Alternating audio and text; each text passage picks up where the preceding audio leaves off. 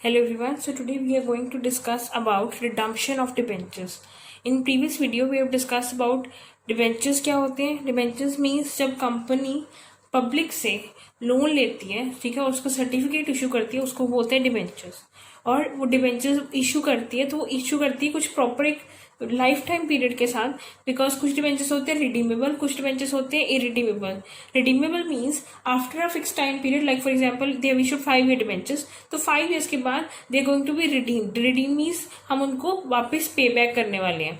और इरिडीमेबल का मतलब होता है कि लाइफ टाइम में वो पे बैक तो नहीं होंगे, but they will be repaid after the life time of the company is liquidated. जब कंपनी बंद होगी तब पे बैक किया जाएगा. That is in the case of irredeemable. ठीक है, जैसे इक्विटी शेयर कैपिटल में होता है. So now we are going to talk about redemption of debentures. कि डिबेंचर्स को जब हमने उनकी लाइफ खत्म हो गई है, जैसे अगर हमने 5 ईयर्स के डिबेंचर्स इशू किए थे तो हम उनको 5 ईयर्स के बाद पे बैक करने वाले हैं, तो हम रिडम्पशन की एंट्रीज को कैसे रिकॉर्ड करते हैं और उसकी क्या क्या प्रोविजंस मेंटेन करके रखते हैं.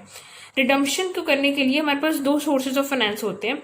One is out of profit, another one is out of capital. ठीक है, आउट ऑफ प्रॉफिट मीन्स कि हमने डिबेंचर्स को रिडीम कर रहे हैं, हमारे पास जो प्रॉफिट्स अवेलेबल थे, ठीक है, फ्री रिजर्व्स और वो प्रॉफिट्स अवेलेबल थे, हम उनको वहां से रिडम्पशन कर रहे हैं.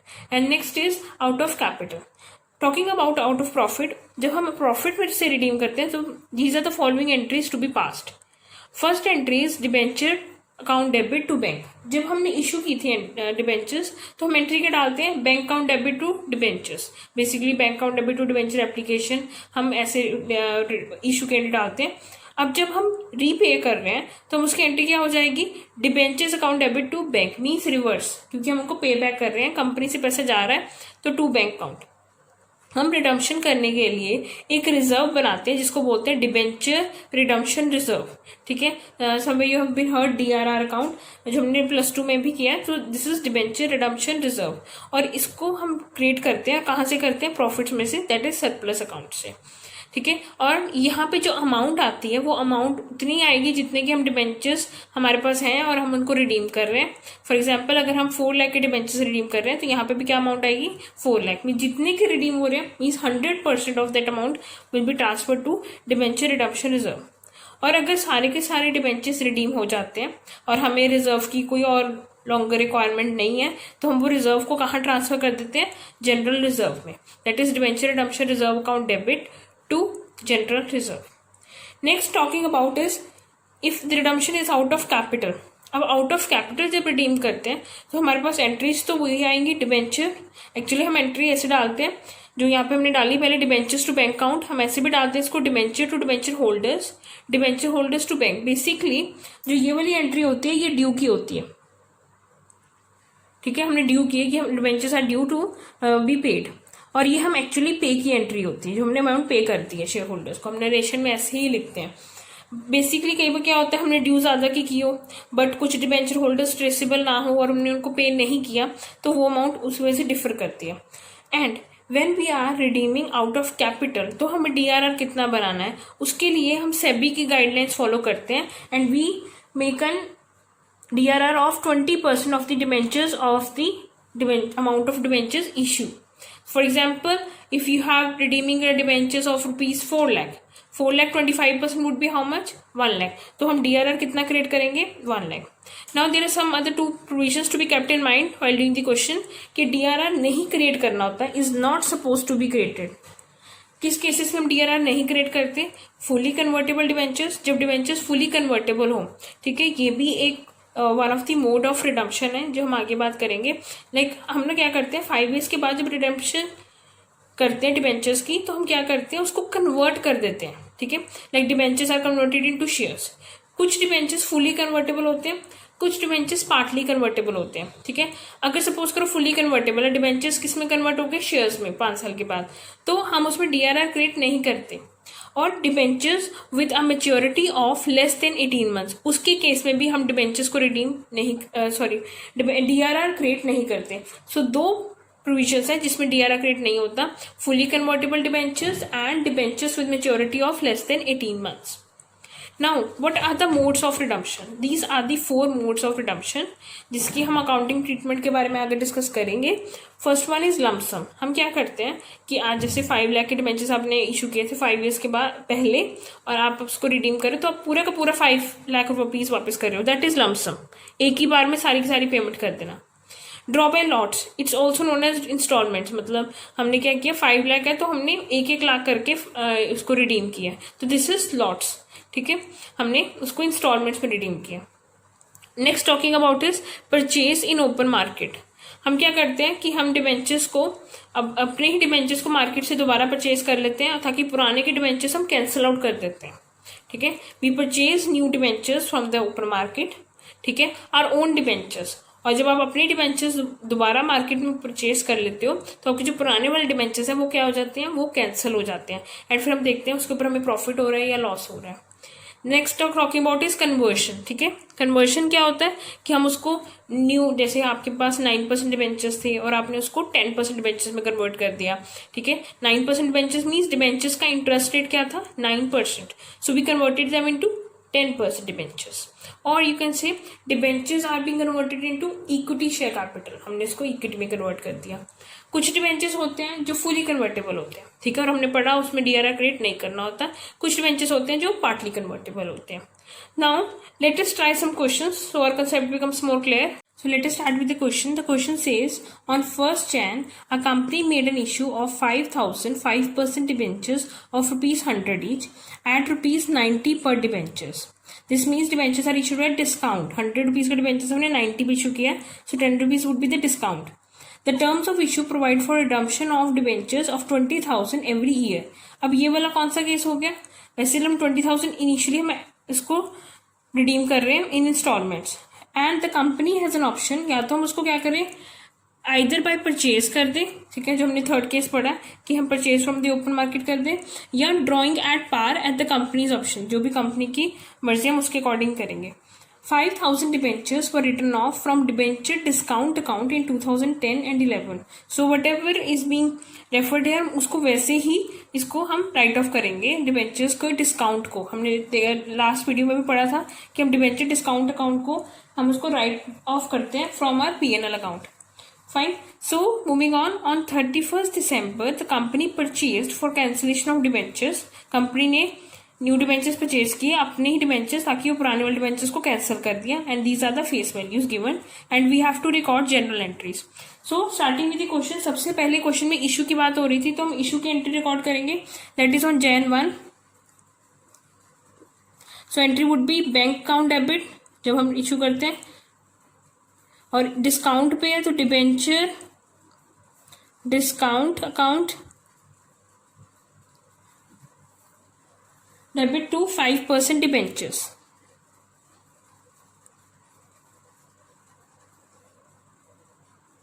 Account. Okay, so this would be the entry and now recording the amount. उसमें 5,000 हमारे पास 100 रुपीज के डिबेंचर्स है. ओरिजिनल अमाउंट उसकी कितनी है, that is 5 lakhs. So debentures account हमारे पास ओरिजिनल है 5 लाख के, और 5,000 इंटू 10 दैट इज 50,000 हमारे पास डिस्काउंट है. सो हमारे पास 4,50,000 ओरिजिनल हमारे पास रिसीव हुई है. ठीक है, don't forget to write the narration. I am not recording the narration here. उसके बाद अब कंपनी में क्वेश्चन में लिखा हुआ है हमने क्या करना है. अब रिडम्पशन तो नेक्स्ट ईयर के एंड में जाके हो रही है. ठीक है, सो अभी हम क्या करेंगे, एक तो हमने डिस्काउंट की एंट्री डालनी है. डिस्काउंट की एंट्री भी कब डालनी है, ईयर के एंड में. अब ईयर के एंड में एक और चीज आती है, ठीक है, जो हमें रिकॉर्ड करनी होती है, that is interest on debentures. So हम साथ के साथ इंटरेस्ट की एंट्री भी डालेंगे on the year end, that is December 31. And entry is interest on debentures account debit to bank account. अब ये ध्यान रखना, हम दो भी डाल सकते हैं इसमें, पहले ड्यू की और फिर पे करने की. Interest on debentures to debenture holders to bank, which we have discussed in the previous video. So in this हम सिंपली एक ही बार एंट्री डाल रहे हैं, और हम एंट्रीज हमेशा इंटरेस्ट हम ओरिजिनल अमाउंट पे कैलकुलेट करते हैं. मीन्स ओरिजिनल अमाउंट आपका कितना है, 5 lakh, and rate of interest is 5%. This means this will come out be 25,000. So I hope it is clear. Moving on, हमें इस क्वेश्चन में बोला हुआ है कि इसी क्लोजिंग में ही हमने एक और एंट्री डालनी है, that is debenture discount account को राइट ऑफ करना है. सो P&L अकाउंट, इसको पूरा ही लिखना है, profit loss account to debenture discount account. Fine.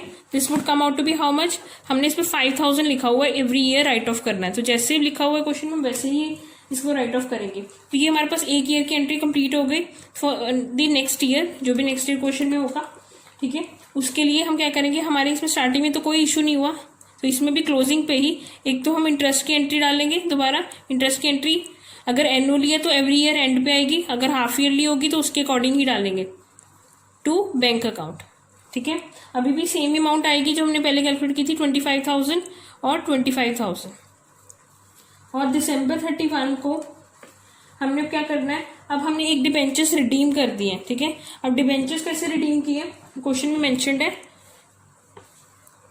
6,000 debentures थे एट ₹94 हमने परचेज किए, और 14,000 डिबेंचर्स हैं जो हमने एट ₹92 परचेज किए. ठीक है, हम इसमें देखेंगे हमें प्रॉफिट हो रहा है कि लॉस हो रहा है. So for according that what we are going to do is, आपको पता है जब रिडीम करते हैं तो एंट्री रिवर्स हो जाती है जो इशू पे आती है. तो ये क्या हो जाएगी, 5% डिबेंचर्स अकाउंट डेबिट. मैं थोड़ी सी स्पेस छोड़ रही हूँ बिकॉज टू चेक हमें प्रॉफिट हो रहा है कि एक्चुअली लॉस हो रहा है, हमें उसमें नहीं पता. ठीक है, अब हमने 6,000 और 14,000 दो ओरिजिनल डिबेंचर्स परचेज किए. ठीक है, और वो ओरिजिनल उसकी 6,000 14,000 मतलब ओरिजिनल अमाउंट तो कितनी है उसकी 6,000. दिस इज नॉमिनल अमाउंट ना, जो ओरिजिनल होती है वो तो 20,000 है. बट आपने उसको एक्चुअली कितने पे परचेज किया वो देखो. 6,000 के जो डिबेंचर्स थे उन्होंने अपने ऐसे एक्चुअली 100 पे थे, बट हमने उसको 94 पे परचेज किया. और 14,000 वाले जो डिबेंचर्स थे वो 92 पे परचेज किया. एक्चुअली वो अमाउंट कितनी थी उनकी, 100 पे थे. हमने उनके नंबर ऑफ डिबेंचर्स बताए, यहाँ पे नंबर ऑफ डिबेंचर्स कितने हैं, 60 है, और उनको 94 पे परचेज किया, 140 को 92 पे परचेज किया. ठीक है, calculating this comes out to be 18,520. अब आप देखो यहाँ पे कौन सी साइड बड़ी है, डेबिट साइड. तो बैलेंस फिगर कहाँ आ रही है, क्रेडिट साइड पे. अगर क्रेडिट साइड पे फिगर आए तो वो प्रॉफिट होता है, अगर डेबिट साइड फिगर आए तो वो लॉस होता है. तो ये क्या हो जाएगा, प्रॉफिट ऑन रिडम्पशन. अगर आपने परचेज किया और आपको क्या हो रहा है, यहाँ पे प्रॉफिट हो रहा है, क्योंकि ओरिजिनल 20,000 के थे बट हमने उसको 18,520 पे परचेज किए, and the profit is 1480 which is the balance figure here. Now the last entry, profit and loss account debit to debenture discount account, जो हमने हर साल डालनी थी 2 साल, वो 5,000 की जो क्वेश्चन में लिखा हुआ था. एक और एंट्री यहाँ पे आएगी, ये प्रॉफिट को ट्रांसफर करना है आपने. तो प्रॉफिट ऑन रिडम्पशन वहाँ पे क्रेडिट हो रहा है, हम इसको ट्रांसफर कर रहे हैं तो डेबिट होगा. Of debentures account debit to capital reserve, हम इसको कहाँ पे ट्रांसफर करते हैं, प्रॉफिट को.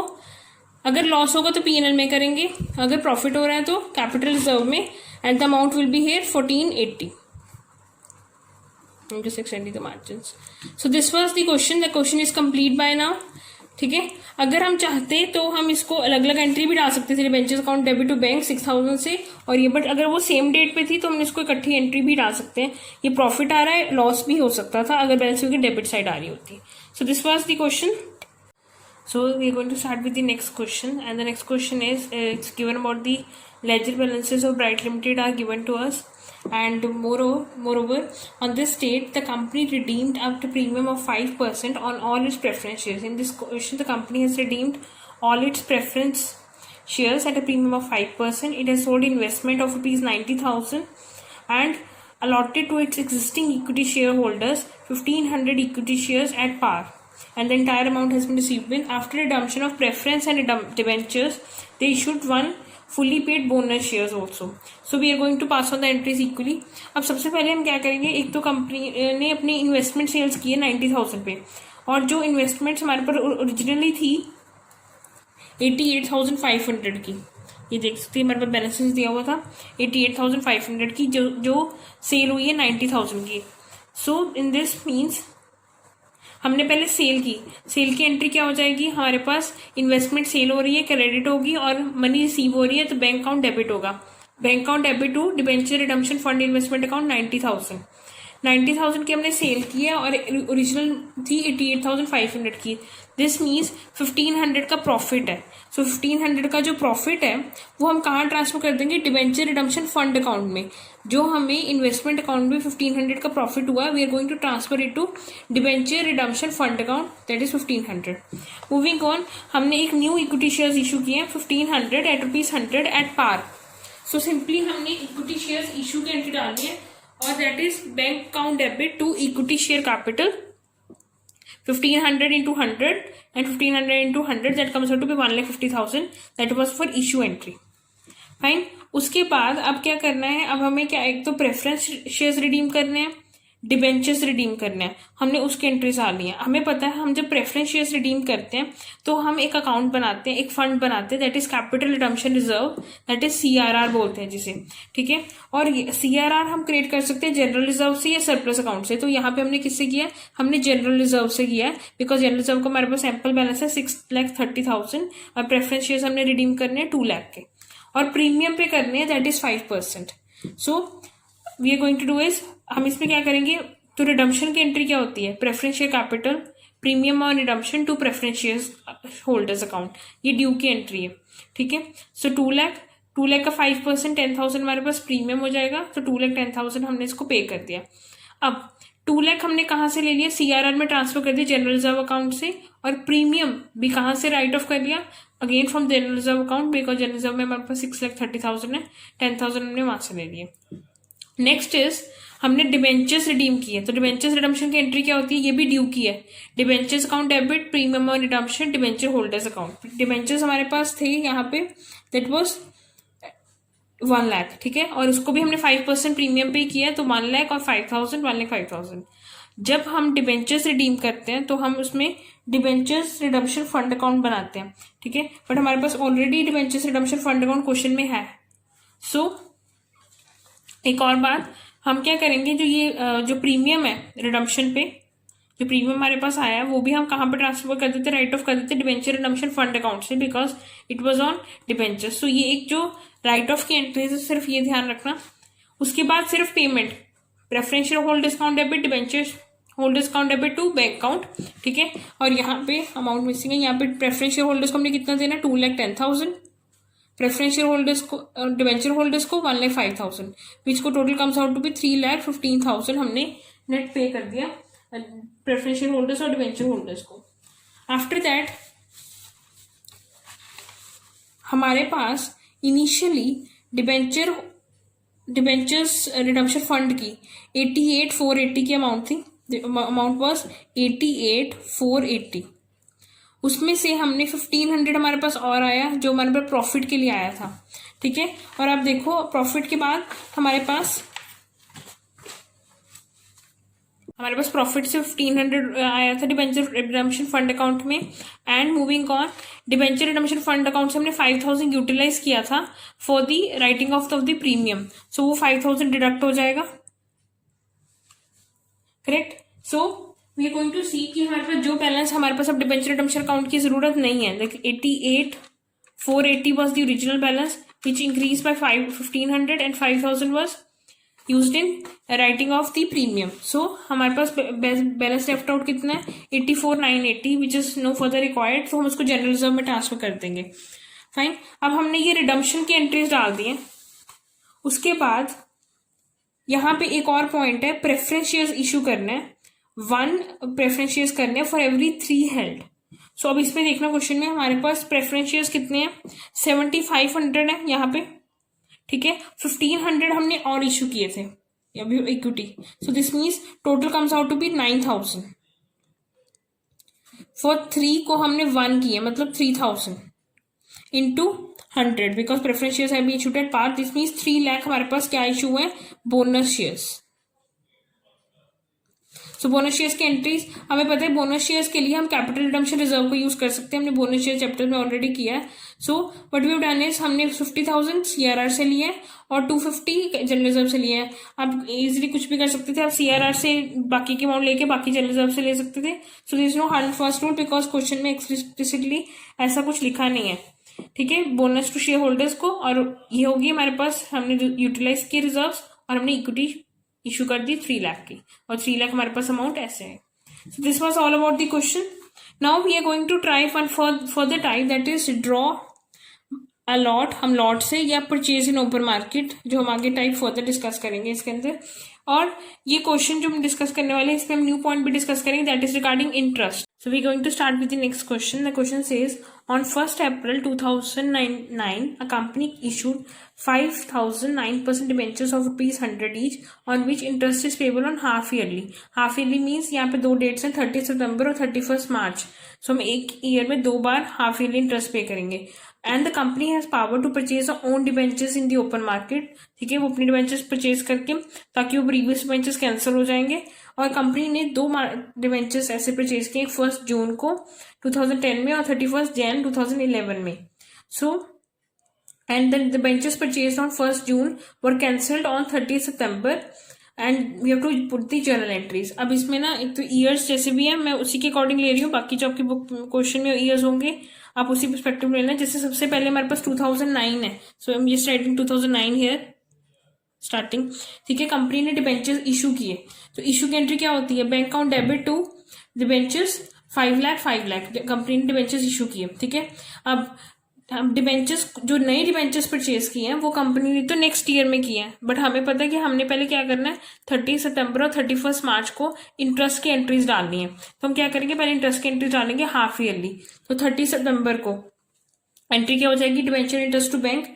हम अलग अलग भी डाल सकते हैं, debenture interest to debenture holders to bank, and this way is also correct. ठीक है, अब यहाँ पे जो रेट है डिबेंचर्स का दैट इज 9%. ये जो डिबेंचर्स है ना ये 9% है. तो बेसिकली हम क्या करेंगे, 5 लाख का 9%, दिस इज 9. ठीक है, that comes out to 45,000. But हमने हाफ ईयरली देना है, तो एक सितंबर 30 को देंगे, 31 मार्च. 45,000 का हाफ 22,500 यहाँ पे आ जाएगा, 22,500 यहाँ पे आ जाएगा, बिकॉज हम 6 मंथ्स में इंटरेस्ट पे कर रहे हैं. और March 31 is our closing date. हम क्लोजिंग पे जो सारा इंटरेस्ट हमने पूरे साल में दिया होता है, हम इसको कहाँ ट्रांसफर कर देते हैं, डिबेंचर इंटरेस्ट अकाउंट में, दैट इज 45,000 हमने सारा का सारा ट्रांसफर कर देंगे, दैट इज इंटरेस्ट हमारा. अब moving on to the next part of the question. अब हमारे पास क्या था, हमने June 1, so this is 2010 here. ठीक है, अब हम 10 से एंट्री हो गए ना, 9 के बाद अब 10 पे, क्योंकि अभी लिखा हुआ है क्वेश्चन में हमारे पास कि June 1, 2010 में कंपनी ने 1000 डिबेंचर्स परचेज किए 99 एक्स इंटरेस्ट. अब इसको समझते हैं क्या होता है. एक्स इंटरेस्ट मीन्स इसमें इंटरेस्ट की अमाउंट इंक्लूडेड नहीं है, एक्सक्लूडिंग इंटरेस्ट है. तो हम इसको इंटरेस्ट की एंट्री की अमाउंट हम अलग से कैलकुलेट करेंगे. अब हमारी एंट्री वैसे परचेज करने की होती है ओन डिबेंचर्स. ठीक है, डिबेंचर्स इन्वेस्टमेंट, हम अब इन्वेस्टमेंट कर रहे हैं, क्योंकि हम इसको इमीडिएट कैंसिल नहीं कर रहे. हमने जून में खरीदा और सितंबर में जाकर कैंसिल कर रहे हैं, तो इस तरह की हमारी इन्वेस्टमेंट हो गई. हमने 99,000 पे परचेज किया. ठीक है, अब इंटरेस्ट तो इंक्लूडेड नहीं था, हम इसको अलग से कैलकुलेट करेंगे. कैलकुलेट करने के लिए अब आप देखो, वैसे तो 99,000 पे परचेज किया, बट इसकी ओरिजिनल हमेशा इंटरेस्ट ओरिजिनल पे लगता है. ठीक है, तो ओरिजिनल कितनी हो जाएगी, 1 lakh, that would be the 1 lakh. और रेट हमारा वही है 9% वाला. ठीक है, दैट इज 9,000. अब हमने प्रीवियसली इंटरेस्ट कब तक पे किया हुआ था, we have paid the interest till 31 March. उसके बाद आप देखो अप्रैल, मई, 1 जून है, तो जून तो काउंट नहीं होगा, तो कितने मंथ्स का इंटरेस्ट लगाएंगे यहाँ पे हम, 2 मंथ्स का ड्यू करेंगे. ठीक है, सो 2 मंथ्स का इंटरेस्ट इंक्लूड करेंगे यहाँ पे इंटू 2/12, सो दैट इज 1,500. ठीक है, अब मैं यहाँ पे इसकी कैलकुलेशन लिख भी रही हूँ, कैसे है, 1 लाख ओरिजिनल अमाउंट है, 9% इंटरेस्ट है, इंटू 2/12 जो हम ड्यू कर रहे हैं. ठीक है, और ये इस 99,000 में इंक्लूडेड नहीं था, हमने अलग से कैलकुलेट किया. अगर कम इंटरेस्ट लिखा होता तो ये वाला जो अमाउंट है इसमें इंक्लूडेड होती है, हम इसको डिडक्ट करते हैं यहाँ से और इसमें लिखते हैं. ठीक है, that is the difference between excluding interest and cumulative interest, means including interest है, cumulative means included. To bank हमने कितने का टोटल परचेज किया, 1,05,000. ठीक है, अब जून को हमने परचेज किया, हम कैंसिल कब कर रहे हैं, यहाँ पे लिखा हुआ है, हमने कैंसिल वो वाले डिबेंचर्स किए सितंबर 2011 में, नेक्स्ट ईयर सितंबर. तो अब हमारे पास इंटरेस्ट की ड्यू डेट्स की हमारे पास पता है 2 डेट्स हैं, सितंबर 30 एंड मार्च 31. सो हम जब भी डाल रहे हैं तो हमने ये 2 डेट्स याद रखनी है, हमने हाफ ईयर इंटरेस्ट पे करना है. सो अब यहाँ पे हम इंटरेस्ट कैसे पे करेंगे, एक तो हमारे पास जो 4 लाख के डिबेंचर्स है, अभी हमने उसमें कोई फर्दर ट्रीटमेंट नहीं की, वो हम उसका इंटरेस्ट 6 मंथ्स का ही डालेंगे.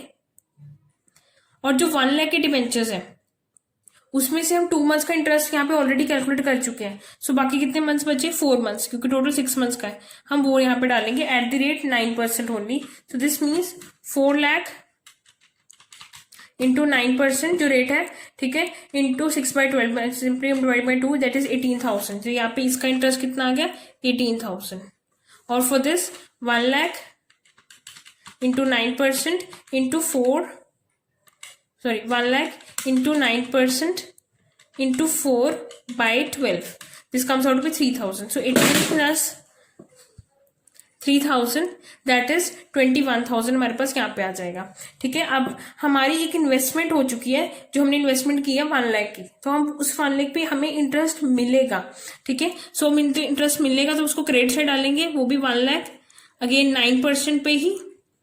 ठीक है, और हमारी इन्वेस्टमेंट हमने कब की है? वो जून 1 से के टाइम कैलकुलेट करें, जून, जुलाई, अगस्त, सितंबर, 4 months, that is 4/12, that is 3,000 का इंटरेस्ट हमें मिलेगा. और हमने इंटरेस्ट कितना पे किया?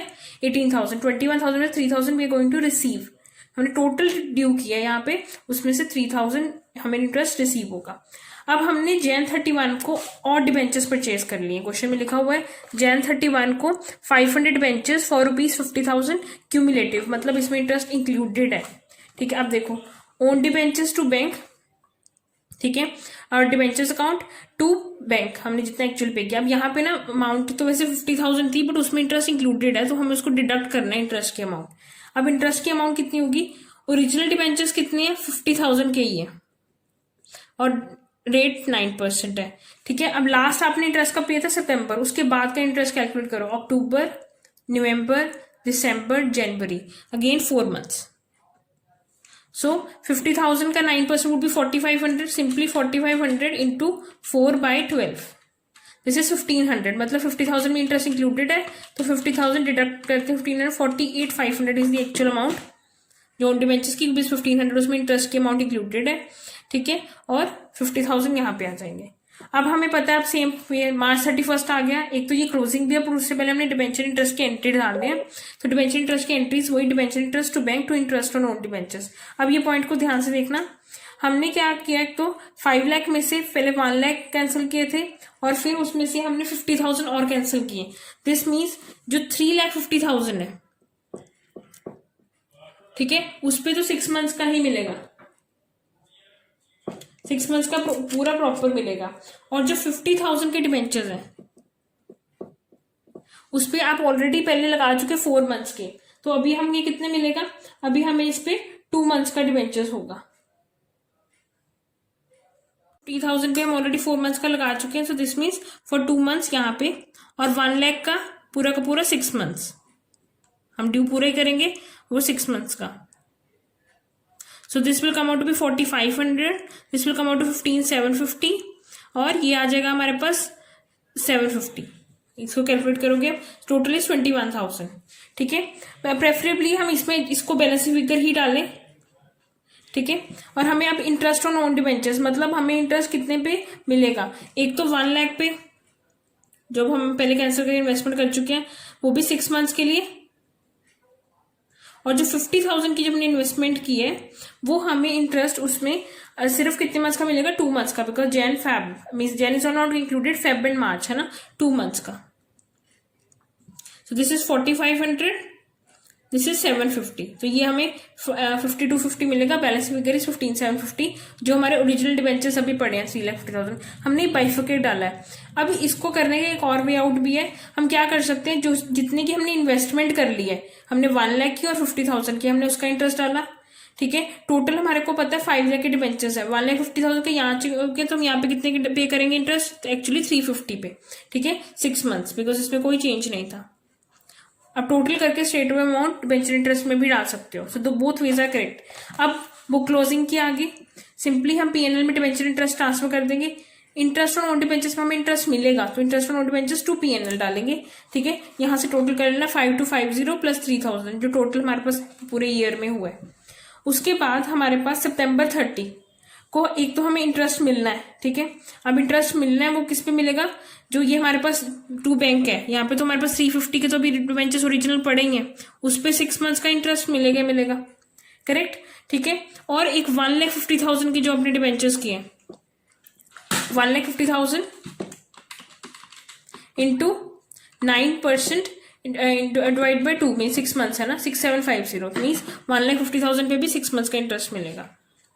तो ये हमारे पास दो डिबेंचर्स अलग अलग हो गए हैं, एक जो आपने इशू किए हुए हैं और एक जिसमें आपने इन्वेस्टमेंट कर ली है, उनको कैंसिल करके ये आपके खुद के डिबेंचर्स बन गए। तो दैट इज 6750।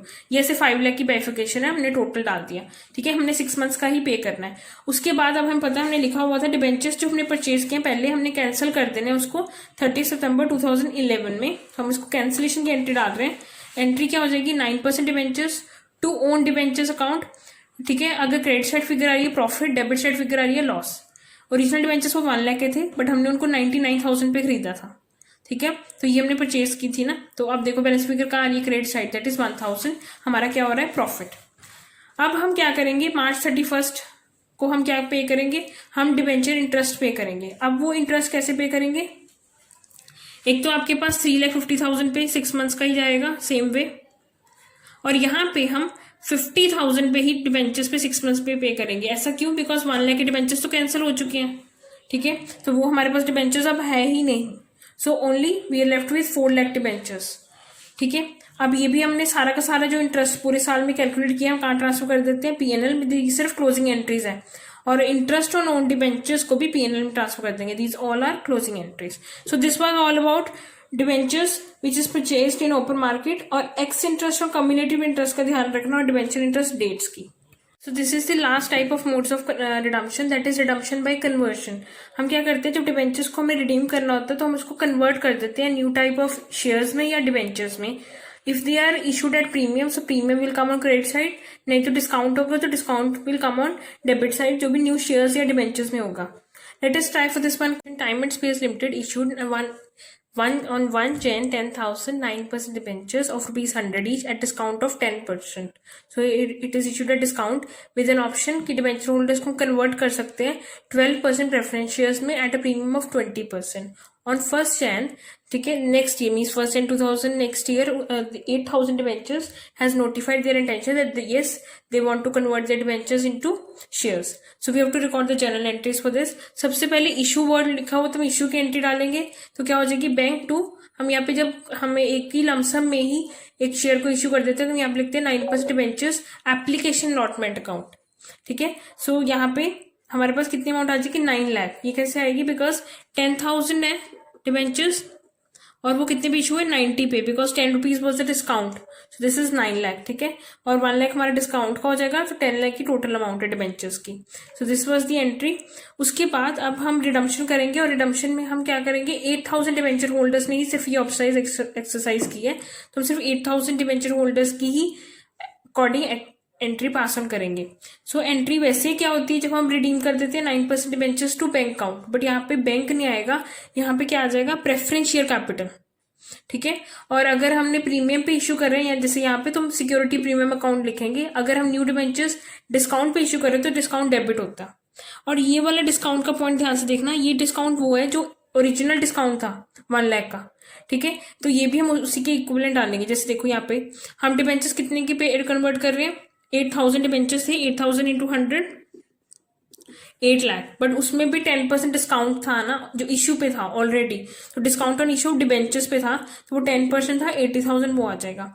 अब ये दोनों अमाउंट्स कैसे आई, उसके लिए आपने सिर्फ क्या करना है, जब भी कन्वर्जन का केस हो, एक फॉर्मूला यूज करना है टू नो की नंबर ऑफ प्रेफरेंस शेयर्स कितने इशू हो रहे हैं, net amount payable upon face value पर शेयर प्लस प्रीमियम।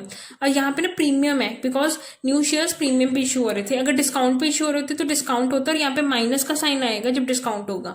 ठीक है, सो अब नेट अमाउंट पेएबल कितनी है, 8 लाख तो नहीं है, बिकॉज हमने प्रीमियम जो ये अमाउंट डिबेंचर्स हैं उस पर डिस्काउंट डिडक्ट, बिकॉज डिस्काउंट पे इशू हुए थे, डिस्काउंट डिडक्ट करके देंगे। तो 8 lakh minus 80,000, this means net amount payable is 7,20,000। ये कैसे आया, 8 लाख माइनस 80,000, जो डिस्काउंट हमने तभी डिस्काउंट क्रेडिट किया यहाँ पे, पुराने वाला discount. So this is 7,20,000 upon face value पर शेयर प्लस प्रीमियम। ठीक है, मीन्स 100 रुपीज का face value plus premium, that is यहाँ पे 120। अब हमने न्यू डिबेंचर्स कितने इशू किए, 6,000। अब आपने इससे एंट्री पास ऑन करनी है। प्रेफरेंस शेयर्स ओरिजिनल कितने का, 100 का, 6,000 इंटू 100 6 लाख। प्रीमियम कितना है, और इशू पे 20% है ना, 20% of 100 rupees is 20, 6,000 into 20 that is 1,20,000. This was by conversion. Question is very easy. सिर्फ हमने कन्वर्जन में ये वाला फॉर्मूला ध्यान रखना होता है, and then entries can be passed on very easily. Formula क्या है, नेट अमाउंट पेएबल, आपने एग्जैक्ट कितनी अमाउंट पे करनी थी. अब यहाँ पे हमने वैसे 8 लाख नहीं, उसमें से डिस्काउंट डिडक्ट करके 720 पे करनी थी upon face value plus premium. Discount होगा तो फेस वैल्यू माइनस डिस्काउंट, जो इशू पे डिस्काउंट होगा. So that's all. Thank you.